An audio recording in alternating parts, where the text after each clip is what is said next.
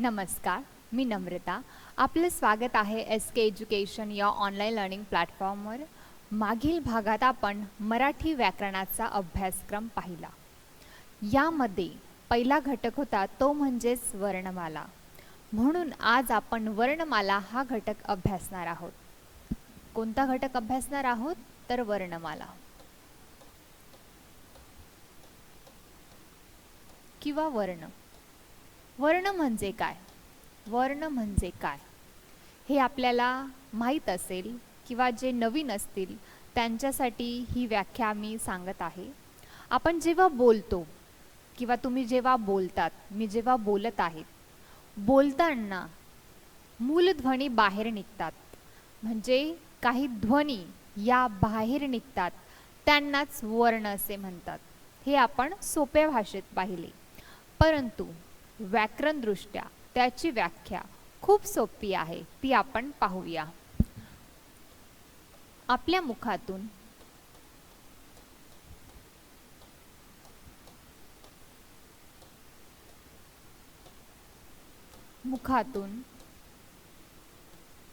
किंवा तोंडातून निघणाऱ्या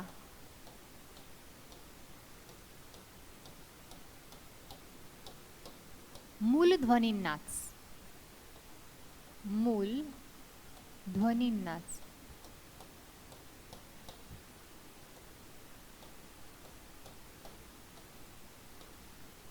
वर्ण असे म्हणतात.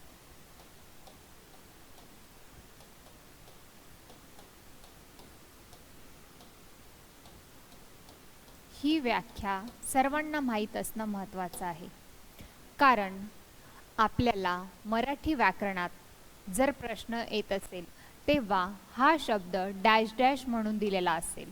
इथे स्वर किंवा स्वरादी किंवा व्यंजन अशा प्रकारचे ऑप्शन असतील. मूलध्वनी म्हणजे फॉर एक्झाम्पल मूलध्वनी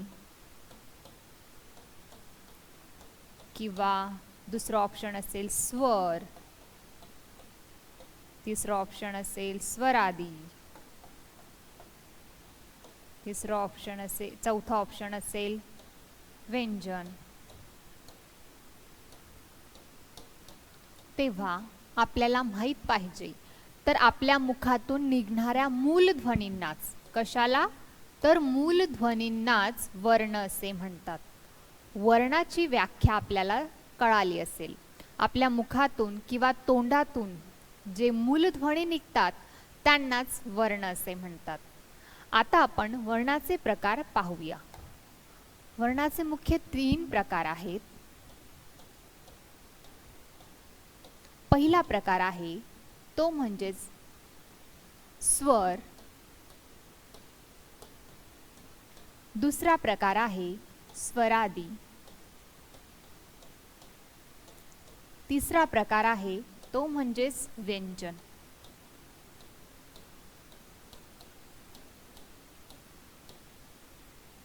आज आपण स्वर या वर्णाबद्दल माहिती घेणार आहोत. डिटेलमध्ये आज आपण काय अभ्यासणार आहोत? तर फक्त स्वर आणि स्वरादी. चला तर मग आपण पाहूया स्वर म्हणजे काय. आता आपण अभ्यासात आहोत स्वर.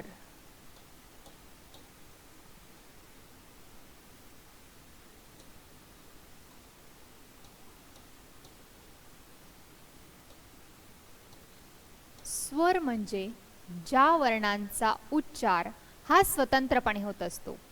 म्हणजेच काय? त्यांना इतर वर्णांची गरज नसते, त्यांचा उच्चार स्वतंत्र होत असतो, त्यांना स्वर असे म्हणतात. स्वर म्हणजे काय ते आपण त्यांच्या प्रकारानुसार समजून घेऊया. स्वराचे 3 प्रकार आहेत. ते म्हणजेच कोणते? तर पहिला प्रकार आहे तो म्हणजे कालावधीनुसार.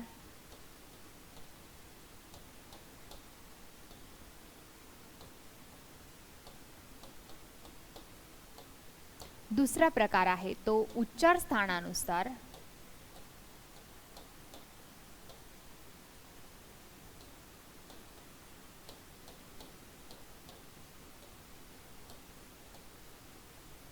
आणि तिसरा प्रकार आहे तो स्वरांचा संयुक्त स्वर. कोणता आहे तर संयुक्त स्वर.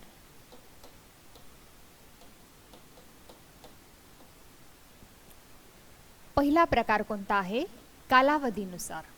कालावधीनुसार म्हणजे काय?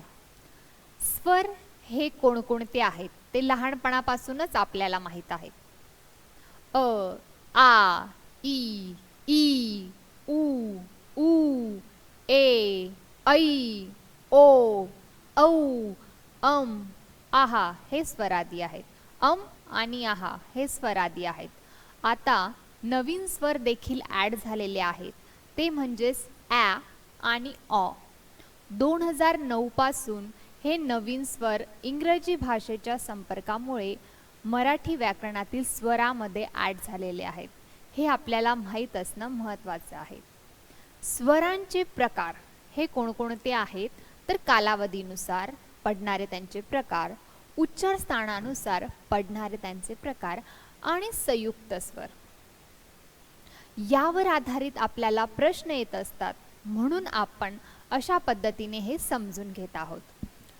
कालावधीनुसार स्वराचे प्रकार पडतात 2. ते कोणकोणते ते आपल्याला सर्वांना माहीत असतील.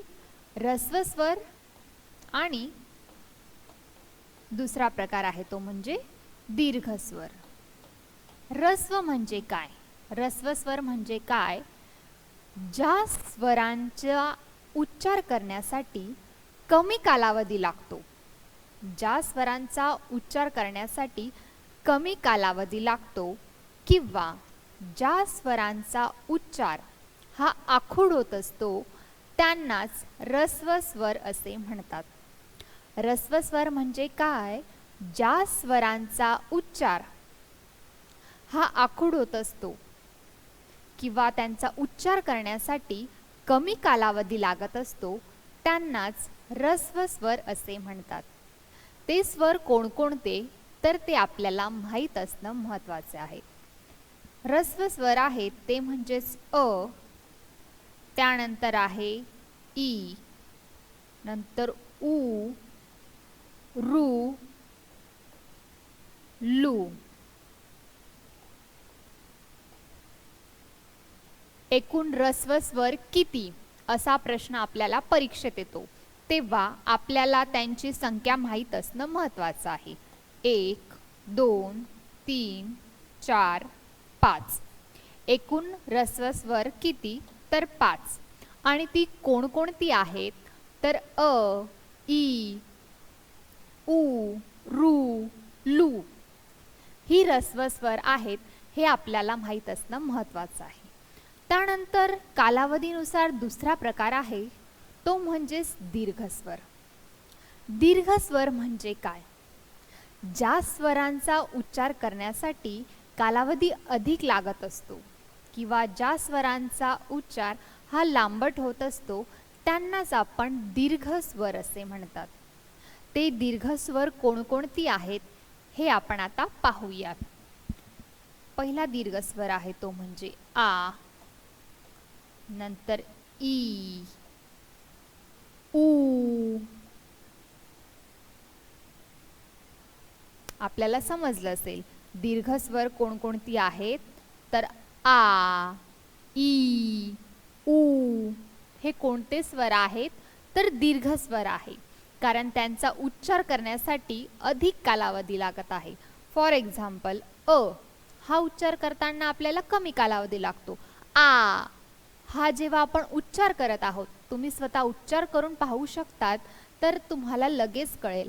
आ हा स्वर जेव्हा आपण उच्चारत आहोत तेव्हा तो दीर्घ होत आहे किंवा त्याचा कालावधी हा जास्त लागत आहे, म्हणून आ हा दीर्घ स्वर आहे. तसेच हा ऱ्हस्व ई जेव्हा आपण उच्चारतो तेव्हा ई, आणि दीर्घ ई जेव्हा आपण उच्चारतो तेव्हा ई असं त्यासाठी जास्त कालावधी लागत असतो. तसेच उ हा जेव्हा आपण ऱ्हस्व स्वर उच्चारतो तेव्हा कालावधी कमी लागतो, आणि उ हा जेव्हा दीर्घ उ उच्चारत आहो तेव्हा त्याचा कालावधी जास्त आहे. आपल्याला समजलं असेल ऱ्हस्व स्वर किती आणि दीर्घ स्वर किती आणि ती कोणकोणती. आपल्याला परीक्षेमध्ये यावर आधारित प्रश्न येतात तेव्हा हे आपल्याला माहीत असणं महत्त्वाचे आहे. तसेच आपण जेव्हा पुढे शुद्ध लेखनाचे नियम अभ्यासणार आहोत तेव्हा आपल्याला हा भाग शिकलेला कामात येईल. म्हणून आपण या भागावर आताच लक्ष देणं महत्त्वाचं आहे. शुद्ध शब्द ओळखा किंवा आपल्याला जेव्हा पेपरमध्ये परीक्षेत किंवा पेपरमध्ये प्रश्न विचारला जाईल शुद्ध शब्द ओळखा तेव्हा आपल्याला हे शिकलेलं कामात येईल. म्हणून ऱ्हस्व स्वर आणि दीर्घ स्वर हे लक्षात ठेवणं महत्त्वाचं आहे. पुढील भागात जेव्हा आपण शिकू शुद्ध शब्द तेव्हा आपल्याला हे कामात येईल, ऱ्हस्व स्वर आणि दीर्घ स्वर. ओके. तसेच संधी जेव्हा आपण शिकणार आहोत तेव्हा देखील हा पाठ आपल्याला उपयोगात येईल. म्हणून आताच लक्षात ठेवायचं आहे. तसंच उच्चार स्थानानुसार स्वरांचे प्रकार. उच्चार स्थानानुसार स्वरांचे 2 प्रकार पडतात. पहिला आहे तो म्हणजे सजातीय स्वर आणि दुसरा प्रकार आहे तो विजातीय स्वर. पहिला प्रकार कोणता? सजातीय स्वर आणि दुसरा विजातीय स्वर. नावामध्ये स्वराची व्याख्या दडलेली असते किंवा लपलेली असते. नावावरूनच आपल्याला त्याचा अर्थ समजत असतो. सजातीय स्वर म्हणजेच काय? एकाच जातीचे, म्हणजे ते दिसायला सारखे असतात आणि त्यांचं उच्चार स्थान हे एकच असतं.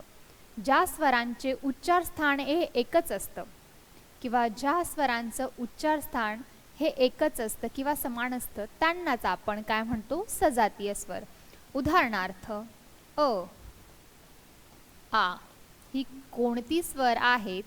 तर सजातीय स्वर आहेत, कारण त्यांचं उच्चार स्थान एकच आहे. अ, आ जेव्हा आपण उच्चार करू तेव्हा आपल्याला समजत असेल. तसेच हे दिसायला थोडे सारखेच असतात, फक्त एक मात्रा यामध्ये जास्त असतो. अशा पद्धतीने आपण लक्षात ठेवू शकतो. तसेच दुसरी जोडी आहे ती म्हणजेच ई. ई हा ऱ्हस्व ई आणि दीर्घ ई. ई, ई हे देखील सजातीय स्वरांच्या जोड्या आहेत. तसेच उ, ऊ या देखील सजातीय स्वरांच्या जोड्या आहेत. हे आपल्याला माहीत असणं महत्त्वाचं आहे, कारण त्यांचा उच्चार आपण जेव्हा करत असतो तेव्हा त्यांचं उच्चाराचे स्थान हे एकच असतं. जेव्हा आपण उच्चार करून बघतो किंवा तुम्ही देखील आता पाहू शकतात अ, आ, ई, ई, उ, ऊ, ए, ऐ, ए, ऐ, ओ, औ यांचे उच्चार स्थान कसे आहे? तर एकच आहेत. फक्त एक मात्रा एक्स्ट्रा लागलेली असते किंवा एक मात्रा अधिक असते. आपल्याला समजलं असेल सजातीय स्वरांच्या जोड्या कोणकोणत्या? तर त्या 5 जोड्या आहेत.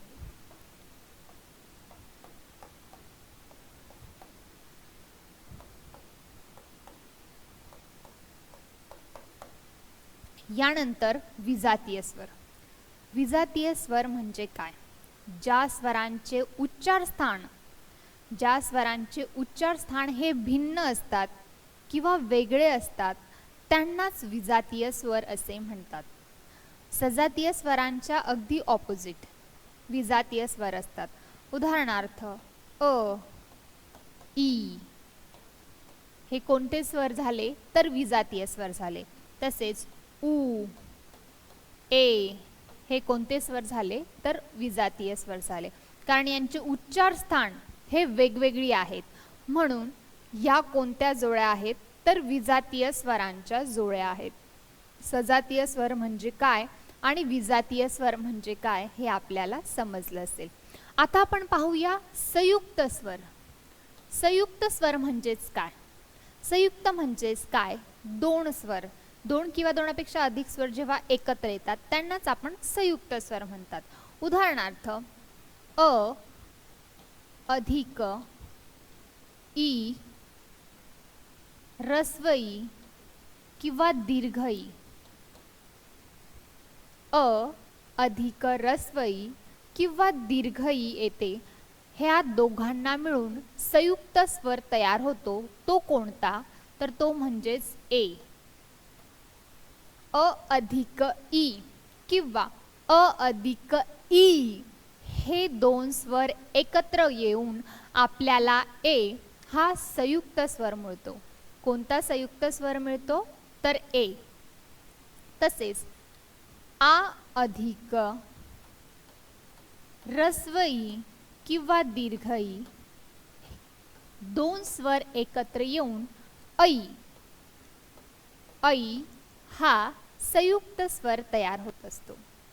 आपल्याला समजलं असेल ए आणि ऐ हे दोन संयुक्त स्वर कसे आहेत, तर दोन स्वर एकत्र येऊन हा स्वर तयार झालेला आहे, म्हणून हे संयुक्त स्वर आहेत.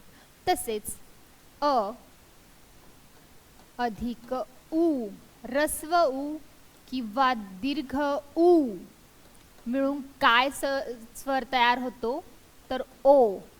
ओ हा संयुक्त स्वर तयार होत असतो. तसेच आ अधिक ऱ्हस्व उ किंवा दीर्घ उ एकत्र येऊन औ हा संयुक्त स्वर आपल्याला मिळत असतो. आपल्याला समजलं असेल संयुक्त स्वर कोणकोणते, ए ऐ ओ औ.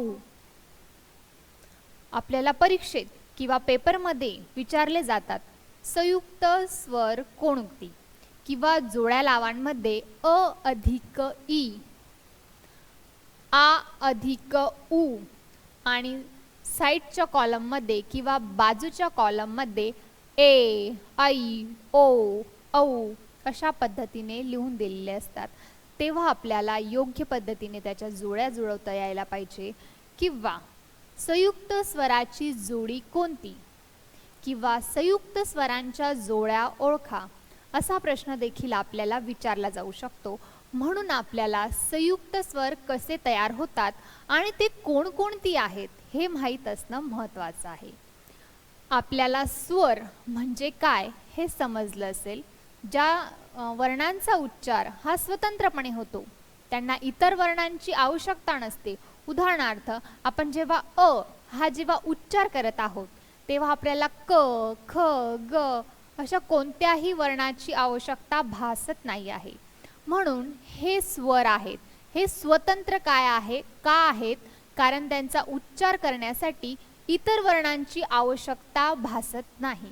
म्हणून स्वर हे संयुक्त असतात. उच्चार स्थानानुसार सजातीय, विजातीय, तसेच ते ऱ्हस्व आणि दीर्घ अशा पद्धतीत देखील त्यांचा विभागणी केलेली आहे, त्यांची मांडणी केलेली आहे. आपल्याला ते चटकन समजावे म्हणून या पद्धतीने त्यांची मांडणी आहे. आपल्याला समजलं असेल स्वर किती आहेत, तर सर्वांना लहानपणापासून माहिती आहे स्वरांची एकूण संख्या किती, तर 12. परंतु 2009 पासून स्वरांची संख्या ही किती आहे, तर 14. कारण इंग्रजीतील 2 नवीन स्वर मराठी व्याकरणातील स्वरांमध्ये ॲड झालेले आहेत. ते कोणते, तर ॲ आणि दुसरा जो स्वर आहे तो म्हणजे अ.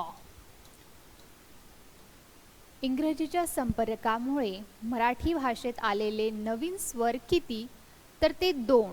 किंवा एकूण स्वरांची संख्या किती, तर 14. किंवा आधुनिक स्वरांची संख्या किती, तर 14. हे ऑप्शन आपण टिक करायचं आहे.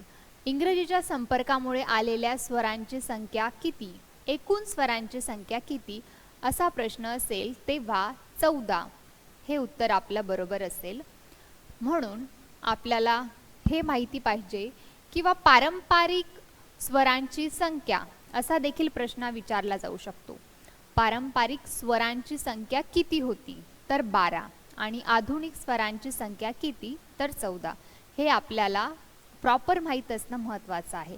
कारण प्रश्न हा कशाही पद्धतीने विचारला जाऊ शकतो. नवीन स्वर हे 2009 पासून ॲड झाले आहेत किंवा लागू झालेले आहेत. का ॲड झालेले आहेत, कारण आपण जेव्हा मराठी भाषा बोलत असतो तेव्हा ॲ अ यांचा जास्तीत जास्त उपयोग होत असतो. फॉर एक्झाम्पल बॅट यामध्ये कोणता स्वर आहे, तर ॲ. बॉल. यामध्ये कोणता स्वर आहे तर अ. तसेच डॅड. यामध्ये देखील ॲ हा स्वर आहे. डॉल. यामध्ये कोणता स्वर आहे तर अ हा स्वर आहे. तसेच ॲक्ट. यामध्ये कोणता स्वर येतो आहे तर ॲ. ऑफर. यामध्ये कोणता स्वर येतो तर अ. आपल्याला समजलं असेल ॲ आणि अ हे नवीन स्वर आहेत. आपण अशा पद्धतीने देखील लक्षात ठेवू शकतो. ॲ फॉर ॲपल आणि ऑ फॉर ऑरेंज. अशा पद्धतीने देखील हे आपण लक्षात ठेवू शकतो. म्हणजे नवीन स्वर हे आहेत ॲ आणि ऑ 2009 पासून लागू करण्यात आलेले आहेत. हे आपल्याला स्वराबद्दल माहीत असणं महत्त्वाचं आहे. आता आपण पाहूया ते म्हणजेच स्वरादी. स्वर आदी.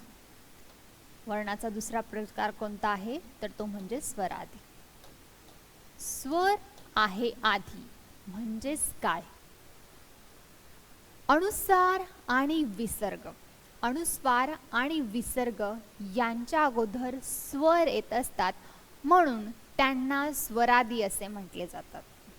स्वरादी हे आपल्याला लहानपणापासूनच माहीत आहेत. जस्ट आपण रिव्हिजन व्हावी म्हणून घेत आहोत.